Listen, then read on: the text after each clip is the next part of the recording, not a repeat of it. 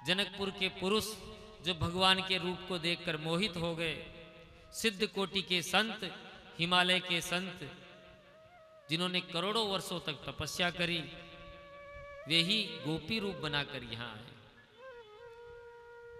तो जिसके भगवान ने रामावतार में आशीर्वाद दिया था कि इस समय तो हम मर्यादा पुरुषोत्तम हैं, केवल एक पत्नी व्रत में रहेंगे, परंतु हमारा जो आगामी अवतार होगा उसमें चाहे जितनी पत्नियां बना सकते हैं। ये सब गोपियां वही थी। वे सब संत दिव्य महाराज का रसास्वादन करने के लिए प्रतीक्षारत थे। सो आज किसी के रोके से कैसे रुक सकते हैं? गोपियां कौन है? सुखदेव बाबा कहते हैं, गोभी ही इंद्रिय कृष्ण रसम पिबती इति गोपी। गोपी किसी स्त्री का नाम नहीं है, किसी शरीर का नाम नहीं है। हमारा वो मन जो कृष्ण का रस पीने के लिए लालायित रहे, वो सब गोपी है। आप भी गोपी हैं, हम भी गोपी हैं। वृंदावन जो जाए वो गोपी रूप में जाए। मीरा जी गई वृंदावन में और स्वामी जी से जब मिलने के लिए बाहर कहा कि हरिदास जी से मिलना है, स्वामी जी से मिलना है, तो स्वामी जी ने आज्ञा दिलाई कि हम किसी स्त्री से नहीं मिलते, स्त्री से भेंट नहीं करते। सेवक ने वापस जाकर कहा कि स्वामी जी कह रहे हैं कि हम किसी स्त्री से भेंट नहीं करते। मीरा जी ने कहा, अच्छा तो वृंदावन में दूसरा पुरुष भी पैदा हो गया। मैं तो समझती थी कि वृंदावन में एक ही पुरुष है, बांके बिहारी, और सब गोपी रूप में है, तो ये तो दूसरा पुरुष आ गया। तुरंत स्वामी जी ने सुना और मीरा जी के आगे नतमस्तक हो गए। तो पुरुष भाव केवल एक ही है, सब गोपी भाव में है। गोपियों के पहुंचते ही भगवान ने बहुत सुंदर उनका स्वागत किया। आओ आओ गोपियां, तुम्हारा स्वागत है। स्वागतम वो महाभागा प्रिय किम करिवाण वह व्रजस्यानयम कस्यिद ब्रूतागमन कारणम। आओ आओ गोपियों, तुम्हारा बहुत स्वागत है। आज कैसे आई? स्वागत होता देखकर पहले तो गोपियां बहुत प्रसन्न हुई कि देखो, पहले तो बंसी बजाकर हमें बुलाया और आते ही बहुत स्वागत किया। किसी को प्रेम से बुलाओ और उसका जाते ही अच्छा स्वागत करो तो मन प्रसन्न हो जाता है। परंतु अगला प्रश्न कहा, ब्रूतागमन कारणम, तुम्हारे आने का कारण क्या है? जो ही गोपियों का चेहरा लटक गया कि पहले तो बुला लेते हो बंसी बजाकर और अब पूछ रहे हो कि आने का कारण क्या है। अब गोपियां क्या कहे? सब निरुत्तर हो गई, किसी के पास कोई उत्तर नहीं था कि आने का कारण क्या है। और भगवान ने भी विचार किया कि हमेशा मैं ही गोपियों के प्रेम में पागल रहा। गोपियों ने कभी अपने मन की बात नहीं कही, आज मैं इनके मुंह से इनके मन की बात उगला कर रहूंगा। गोपियां मौन खड़ी रही। भगवान बोले, अच्छा तो आज पूर्णिमा की चांदनी देखने आई हो? रात में जंगल में पूर्णिमा की चांदनी देखो, बहुत अच्छी बात है, देखना चाहिए। परंतु ध्यान देना, ये यहाँ जंगली जानवर भी खूब शेर भालू घूमते रहते हैं। कहीं शेर भालू ने तुमको देख लिया तो अच्छा नहीं होगा। इसलिए यदि चांदनी देख ली तो घर जाओ, चली जाओ। गोपियां खड़ी रही, नीचे गर्दन किए हुए, पैर के अंगूठे से जमीन कुरेदती रही। क्या बोले? कुछ नहीं कहा। भगवान ने फिर कहा, अच्छा लगता है पतिदेव से झगड़ा हो गया। देखो देवी, घर में चाहे जितनी महाभारत हो जाए, किसी स्त्री को घर छोड़कर नहीं जाना चाहिए। कि क्योंकि स्त्रियों का परम धर्म पति की सेवा करना ही होता है। घर में जाओ, पति चाहे क्रोधी हो, निर्धन हो, कोढ़ी हो, चाहे कैसा भी हो, पति ही स्त्री भिन्न हातव्य हो, पति को कभी नहीं छोड़ना चाहिए। गोपियों ने सर हिलाकर मना कर दिया कि हम पति को छोड़कर भी नहीं आई है। तो भगवान ने पूछा, क्या ब्रज में कोई संकट आया है? चांदनी देखने नहीं आई, घर में कोई झगड़ा नहीं हुआ, तो क्या मुझसे मिलने आई हो?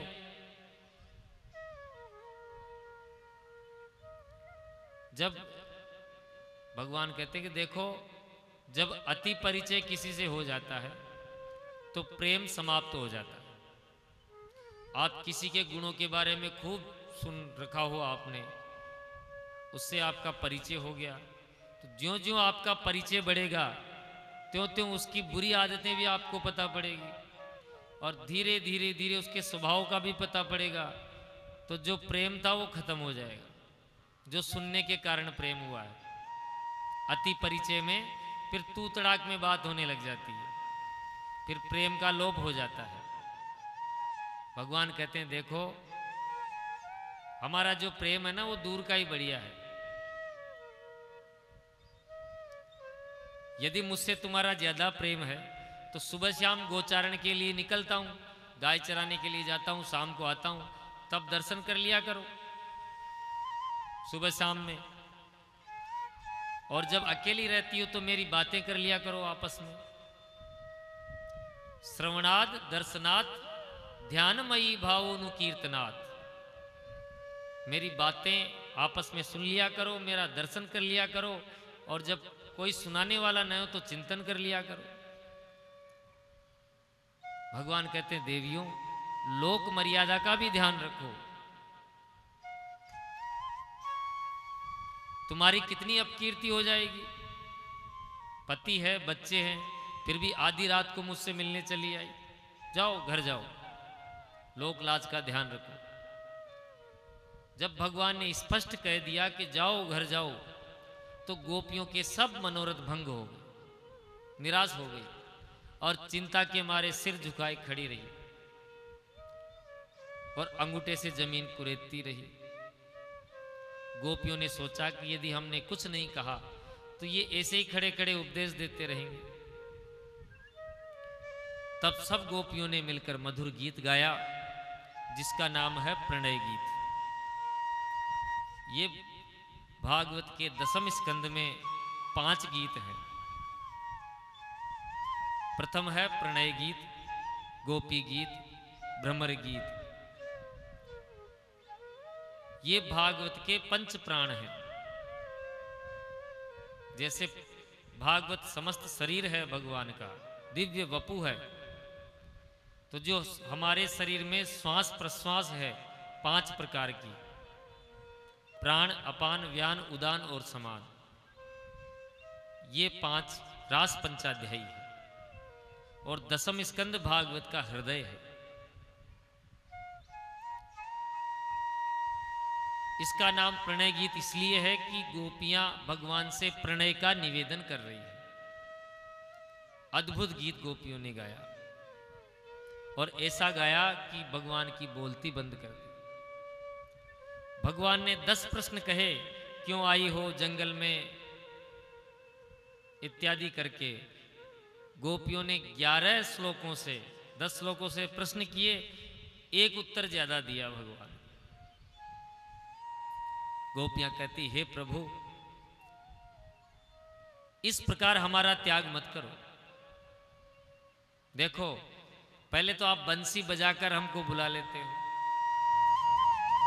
और जब हम प्रेम से यहाँ खींची चली आती हैं तो हमको कहते हो क्यों आई हो, चली जाओ, तमाम उपदेश देने लगे।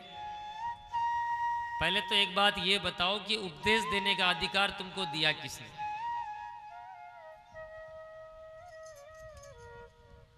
तुम हो अहीर के छोरा और हम हैं ग्वार ग्वालिन, तो न तो तुमको उपदेश देने का अधिकार है, तो ब्राह्मण होते तो उपदेश देते। अहीर के छोरे थोड़ी व्यासपीठ पे बैठ के प्रवचन करें। हम ग्वार ग्वालिन, हम सुनना ही नहीं चाहती उपदेश तुम्हारा। अजी किसी को जबरदस्ती यहां लेके बैठाओ कि हम प्रवचन कर रहे हैं तुम सुनो, तो वो सुनेगा क्या? उपदेश उसको दिया जाता है जो सुनना चाह रहा हो। जबरदस्ती बैठकर किसी को प्रवचन नहीं सुनाया जाता। हम सुनना नहीं चाहती और तब से आप प्रवचन किए जा रहे हैं, इसलिए ऐसा मत बोलो। हम सब ये सुनने नहीं आई हैं प्रभु, हम तो आपका भोग लगाने के लिए आए हैं। भक्ता भजस्व दुर्वग्रह मा तेजस्वा। भगवान को सबसे प्रिय होता है भात, चावल जो पकाया जाता है, और प्रिय होता है भक्त। भक्त और भात इन दोनों का सामंजस्य है। भात शब्द भक्त से ही बना है, इसलिए भगवान को जैसे प्राण प्यारे भक्त लगते हैं वैसे ही भगवान को प्रिय भात भी लगता है। जहां भी भक्तों की बात आती है तो प्राय चर्चा में भोजन में भात की बात जरूर आती है। राम जी महाराज भी जब चक्रवर्ती सम्राट की गोद में बैठकर भोजन पा रहे थे तो क्या था कि भोजन करत चपल चित उत अवसर उपाई, भाजी चले किलकत मुख दधी ओटन लपटाई। यानी दही और भात का भगवान भोग लगा रहे हैं। भात कैसे बनता है? पहले तो खेत से धान लिया जाता है। देखो, भक्त और भात दोनों की प्रक्रिया समझ लोगे तो आप भक्त बन जाओगे। भात का निर्माण कैसे होता है? खेत से धान लिया जाता है, फिर ओखली में डालकर उसको मूसल की चोट दी जाती है। अब तो थ्रेसर आ गई, लेकिन जब ग्रंथ लिखा जा रहा था तब तो मूसल की चोट दी जाती थी। लेकिन चोट देते समय इतनी सावधानी रखी जाती कि वो चावल का दाना टूटे नहीं, क्योंकि चावल का दूसरा नाम है अक्षत, जो साबुत रहे बिना क्षति का। बड़ी सावधानी से धीरे धीरे चोट दी जाती।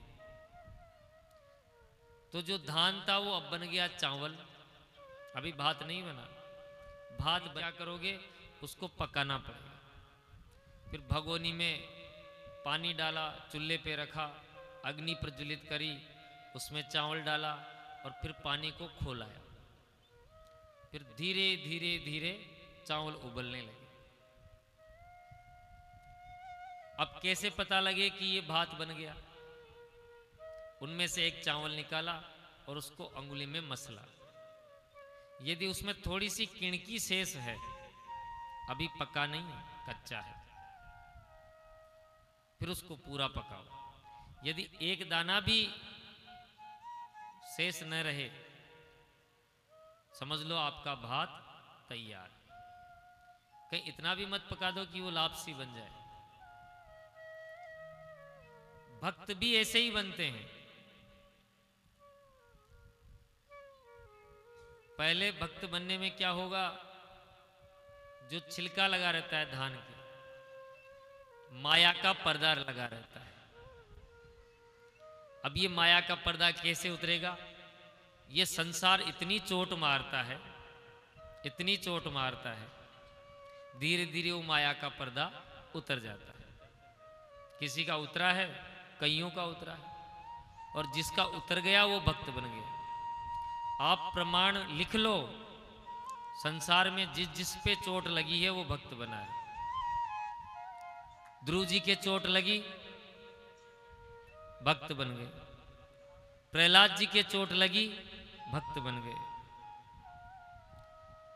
तुलसीदास जी के चोट लगी, रैदास जी के चोट लगी, कबीरदास जी के भी चोट लगी।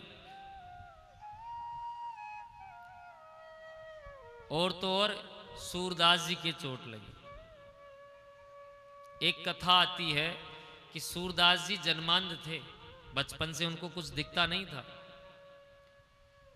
ब्राह्मण परिवार में उनका जन्म हुआ तो उनके माता पिता वैसे ही कृपण थे, निर्धन थे, कैसे जैसे करके समय पूरा करते थे। और ये कहते थे इस घर में ये अंधा कहाँ से हो गया। यहाँ तो खाने के ही लाले हैं और इस अंधे को और खिलाना पड़ रहा है। एक दिन कहीं उनके पिताजी सत्यनारायण की कथा करके आए, दक्षिणा में 2 स्वर्ण मुद्राएं मिली। अब उस समय 2 स्वर्ण मुद्राएं बहुत बड़ी बात थी, तो उनको किसी कपड़े में लपेटकर छान के अंदर ठूंस दिया, भाई कभी काम आएंगी ये अति आवश्यकता में। उस घर में चूहे थे, तो कपड़े को खींच कर ले जाए थे बिल के अंदर, तो वो साथ में ले गए। अब सब घर छान मारा, परंतु पंडित जी को कहीं स्वर्ण मुद्राएं मिली नहीं। तुरंत सूरदास जी को दुत्कारने लगे कि जब से इसका जन्म हुआ है तब से दुर्भाग्य ने पीछा नहीं छोड़ा। खूब गालियां सुनाई। सूरदास जी कहते हैं, पिताजी बुरा भला तो कहो मत, मैं बता सकता हूं कि वो स्वर्ण मुद्राएं कहां हैं, परंतु जो ही स्वर्ण मुद्राएं आपको मिलेगी मैं ये घर छोड़ दूंगा, 1 मिनट यहां नहीं रहूंगा। पंडित जी बोले, कल का जाता आज जा, परंतु पहले मुझे बताओ वो स्वर्ण मुद्राएं कहां हैं। सूरदास जी तो दिव्य पुरुष थे, बोले फला जगह चूहे का बिल है, 2 हाथ खोद लो आपको मिल जाएंगे। तुरंत खुदाई करी, स्वर्ण मुद्राएं मिल गई। अब तुलसी सूरदास जी खड़े हो गए। पंडित जी ने सोचा इस बालक का तो और प्रयोग लिया जा सकता है, इसको दिव्य दृष्टि मिली हुई है, इसका लाभ लिया जा सकता है, परंतु सूरदास जी ने प्रण किया था, तुरंत गृह त्याग कर दिया। कहने का तात्पर्य है कि जब तक संसार की प्रताड़ना नहीं मिलेगी तब तक ये माया का छिलका उतरेगा नहीं। लोग खूब वाहवाही जय जयकार कर रहे हैं, मतलब अभी माया का पर्दा चारों तरफ लगा हुआ है। जो ही माया का पर्दा उतरा, फिर आपको उबलते हुए पानी में खोलना पड़ेगा, अग्नि में तपना पड़ेगा। ये अग्नि क्या है? ये विरहाग्नि है, भगवान को पाने की अग्नि है। जीव विरहाग्नि में तड़पता रहेगा, जब जाके वो भात बनेगा। परंतु अभी भात बना है, पूरा नहीं बना है, किणकी है कि नहीं है। ये किणकी क्या है? ये अभिमान की किणकी है। जब तक अभिमान की किणकी आपके शरीर में मौजूद है, मैं कुछ हूं,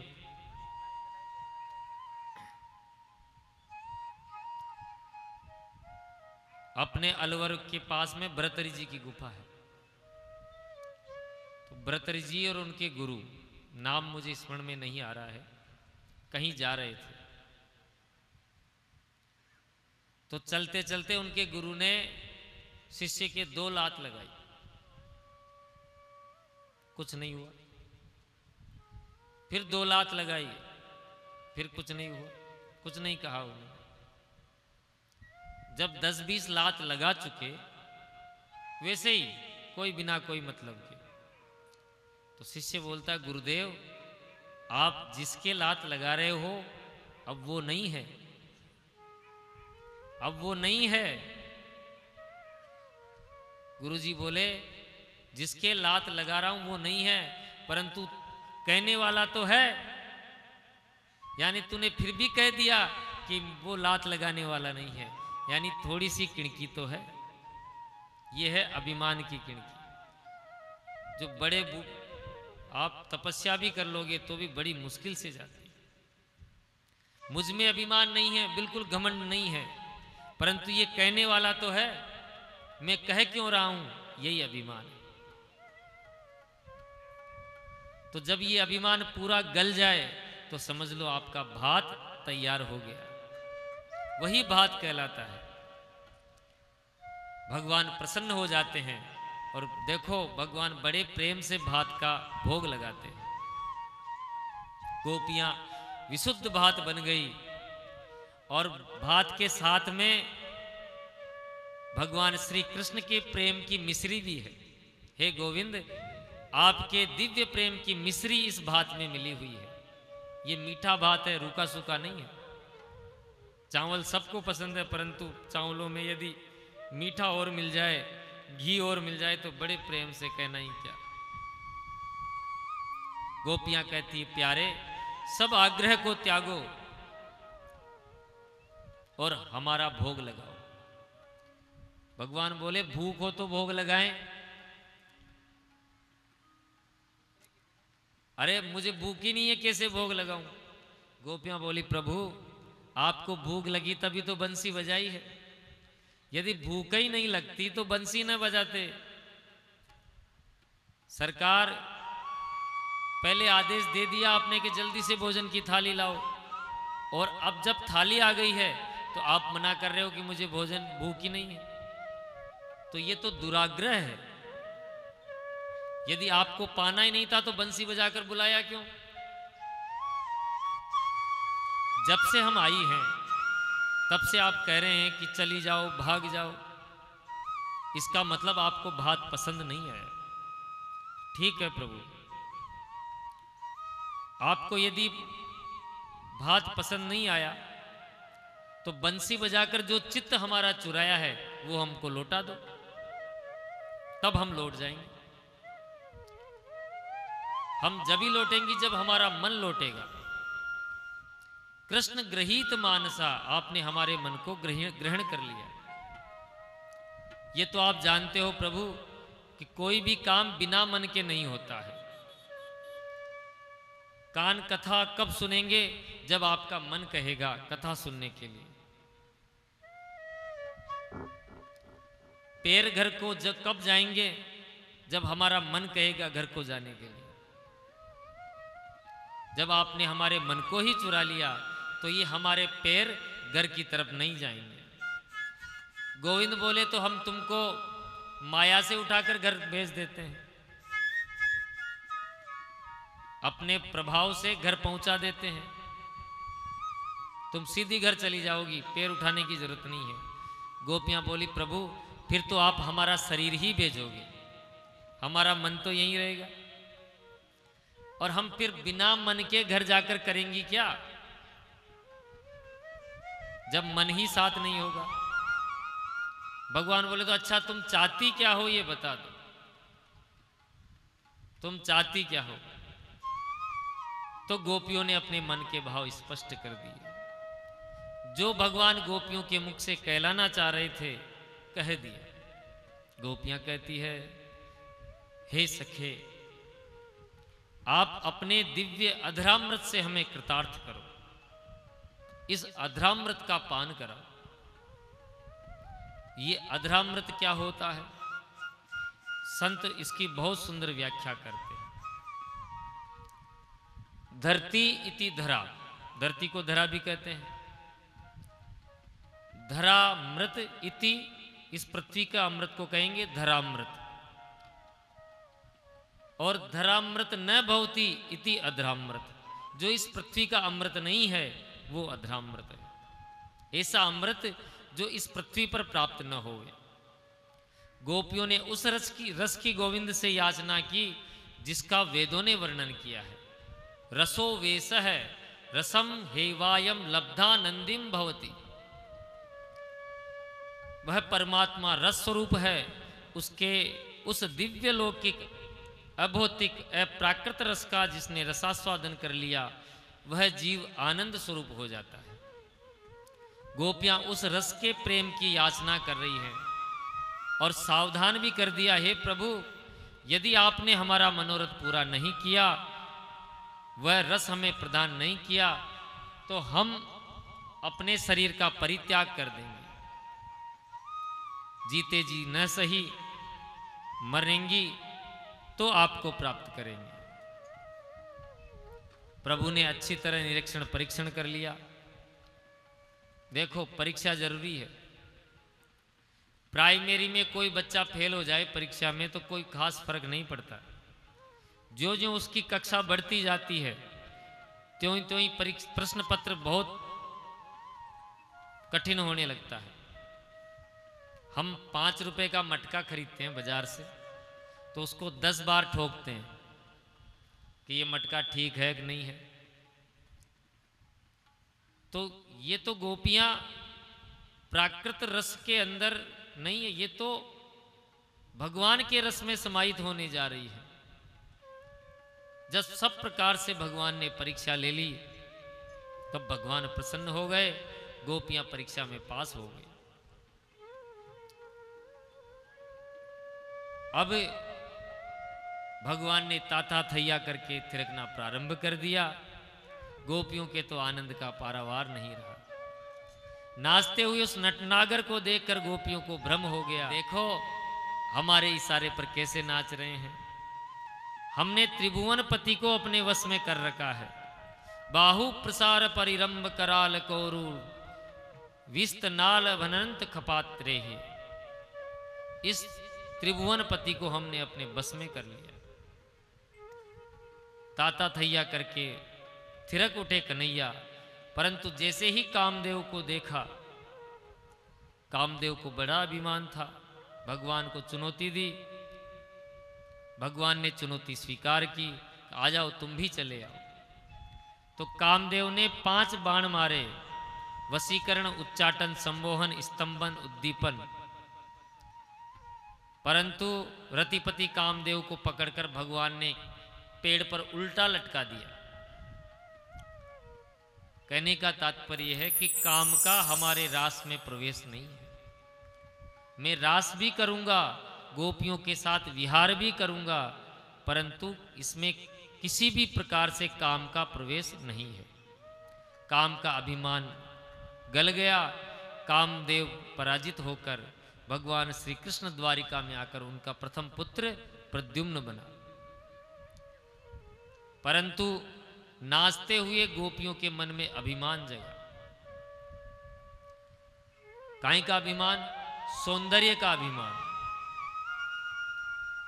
एक गोपी के मन में तो मान जगा और बाकी सब गोपियों के मन में अभिमान जगा।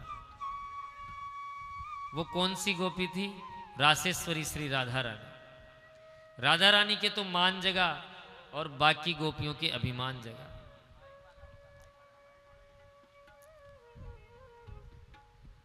तो भगवान उस मानिनी गोपी के मनाने के लिए अपने साथ लेकर बाकी सब गोपियों के बीच में से अंतर्धान हो गए, अंतर्हित हो गए।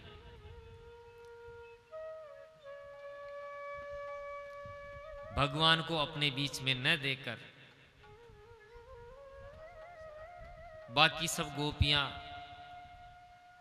व्याकुल हो गई। जैसे मणिधर सर्प की मणि कोई छीन कर ले जाता है, ऐसे छटपटाने लगी, विकल हो गई। अब तो ऐसी घूमने लगी हर तरफ से, कहां गए श्याम सुंदर, कहां गए मनमोहन। वृक्षों से पूछती है, लताओं से पूछती है, पीपल के वृक्ष से पूछती है, बरगद के वृक्ष से पूछती है, तुलसी के बिरवे से पूछती है। क्वचित तुलसी कल्याणी गोविंद चरण प्रिय। हे तुलसी मैया, तुम तो गोविंद की चरण प्रिया हो। यहां तुलसी का संबोधन किया है कल्याणी से। कल्याणी का तात्पर्य क्या है? जिसमें कल्याण करने का सामर्थ्य हो।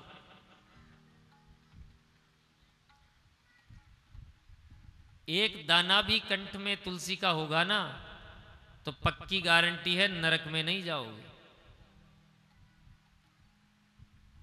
केवल एक दाना तुलसी का यदि कंठ में होगा तो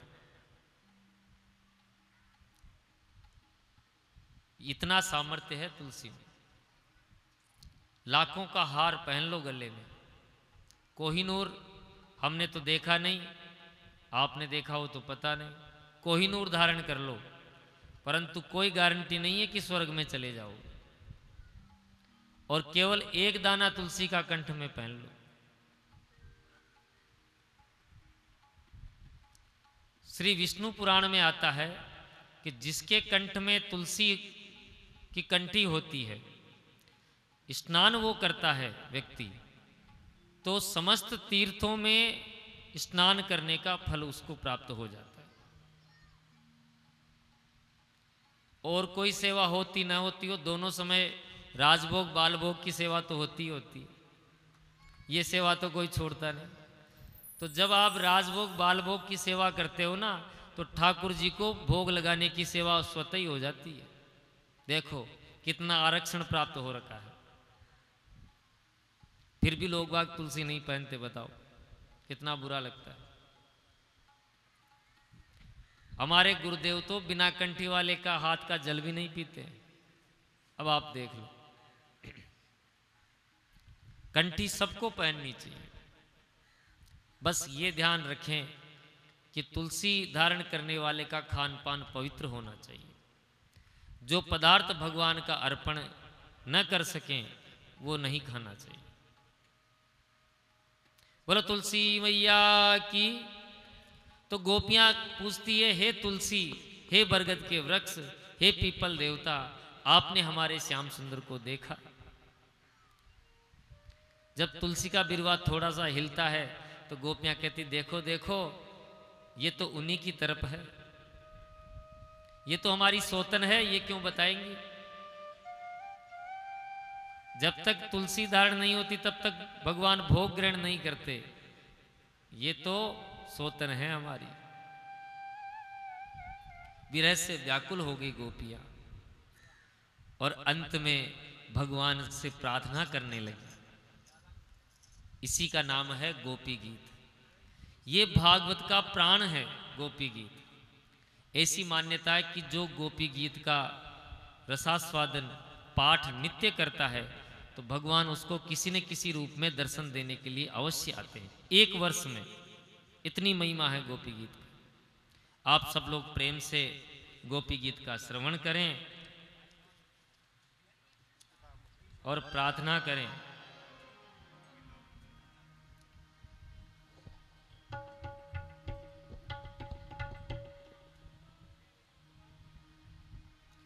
जयति तेधिकं जन्मना व्रज श्रयत इंदिरा ससदत्रहि दायेत दृष्टा दीक्षुतावका स्वयेधृता सवास त्वां विचिन्वते सरदुदासये साधुजात सत सरसिजोदर श्रीमुसादसा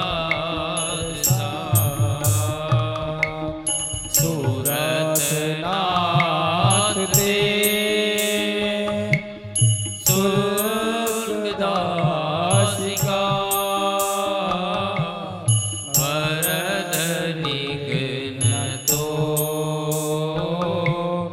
नेह किं वद निस जलापया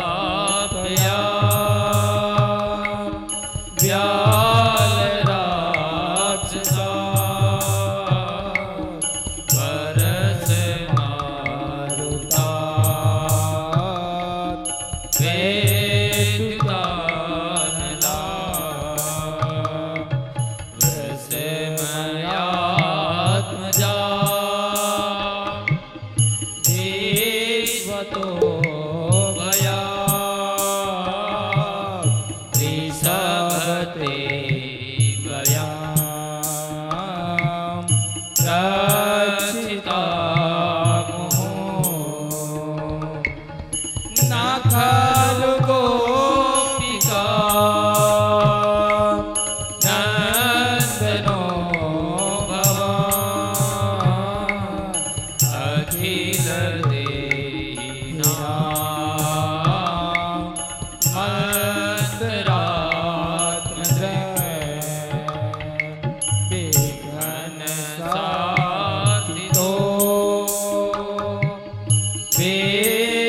विश्वगुप्तये सखउदेवां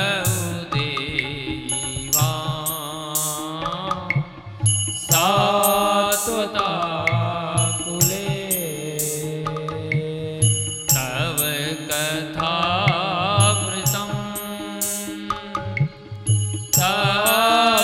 तप्तजीवनं कवे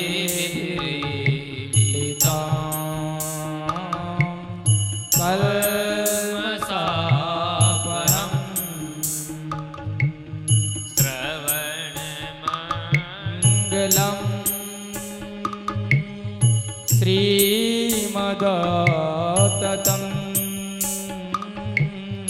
भुवि गृह्णन्ति ते भूरिदा जना जयति तेऽधिकं जन्मना व्रजा त्रयतेन्द्रिरा शाश्वतत्रेहि शाश्वतत्रेहि शाश्वतत्रेहि। बोले रास बिहारी सरकार की। बड़ा ही सुंदर और प्यारा ये दिव्य गोपी गीत है। गोपियां कहती है प्यारे, जयति ते धिकम जन्मना ब्रज है। जब से आप ब्रज में पधारे हैं तो इस ब्रज भूमि की महिमा बैकुंठ से भी अधिक हो गई है। क्यों? क्योंकि अब तक लोग बैकुंठ की तरफ भाग रहे थे, परंतु जब से आप ब्रज में आ गए हैं तो लोग बैकुंठ को छोड़कर वृंदावन की तरफ भाग रहे हैं। पहली तो बात, बैकुंठ में हर कोई पहुंच नहीं सकता, और पहुंच भी जाए तो आपके दर्शन के लिए खूब लंबी लाइन लगती है। और इस वृंदावन में किसी कतार की आवश्यकता नहीं। किसी गोपी के पीछे पीछे भागते आप मिल जाओगे, किसी गोपी के सामने नाचते मिल जाओगे, कभी गायों के पीछे जंगल में भागते मिल जाओगे। यहां आप सबके लिए सुलभ हो, और केवल मनुष्यों को ही सुलभ नहीं हो, गायों को, बांदरों को, इनके लिए भी सुलभ हो। इसलिए प्रभु जयति ते धिकम जन्मना ब्रज।